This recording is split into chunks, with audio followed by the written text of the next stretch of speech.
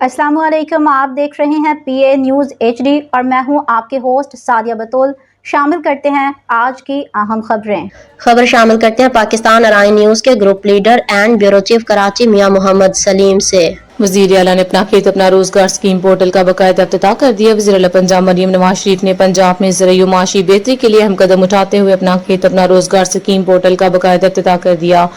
इस मंसूबे के तहत सूबे में जमीन देहातियों को तकरीबन 160 अरब रुपए मालियत की ज़राई अरासी फराहम की जाएगी, जिससे हजारों खानदान मुस्तफीद होंगे। हुकाम के मुताबिक पंजाब के मुख्तलिफ अजला में 13,812 ज़राई लाट्स के जरिए 88,780 खानदान फायदा उठाएंगे, जबकि चोलिस्तान में 16,685 लाट्स से 1,01,111 खानदानों को रोजगार के मौके मुयसर आएंगे। स्कीम के तहत हर कामयाब उम्मीदवार को 25 से 40 लाख रुपए मालियत की ज़राई ज़मीन काश्त के लिए दी जाएगी, जबकि बादकारी के लिए फी एकड़ 50,000 से 2.5 लाख रुपए तक वन टाइम ग्रांट भी फराहम की जाएगी। न्यूज़ स्टूडियो से अब तक के लिए इतना ही। मज़ीद खबरों और अपडेट्स के लिए देखते रहिए PA न्यूज़ HD।